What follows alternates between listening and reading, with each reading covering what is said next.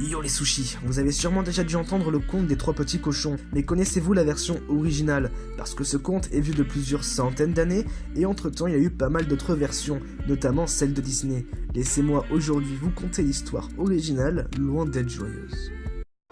L'histoire commence comme celle que vous connaissez, mais va vite prendre un tournant assez sombre. 3 petits cochons veulent entrer dans la vie active et quittent le foyer familial. Ils décident de chacun construire une maison, le premier en paille, le second en bois et le troisième en briques de ciment. Tout se passait bien jusqu'à l'arrivée du grand méchant loup. Le loup inspire un grand coup et souffle sur la maison en paille du premier cochon. La maison est entièrement détruite et le loup dévore le cochon vivant. Le second cochon subit le même sort. Le loup avait encore faim, il se dirigea vers la maison en ciment pour finir son repas. Mais il est impuissant, il n'arrive pas à la faire s'écrouler. Pour faire sortir le cochon, le loup proposait d'aller cueillir des navets avec lui le lendemain. Mais le cochon se réveilla de bonne heure pour aller chercher des navets avant l'arrivée du loup. Et notre grand méchant proposa d'aller cueillir des pommes le lendemain.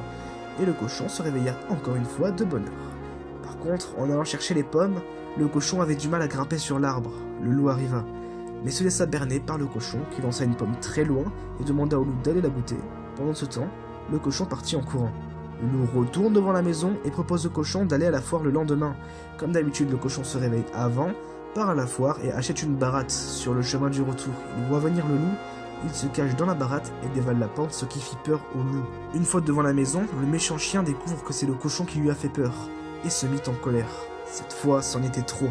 Il grimpe la maison et se faufile dans la cheminée, mais à l'arrivée, il tombe dans une marmite bouillante. Le cochon la referme, laissant le loup se noyer dans la chaleur.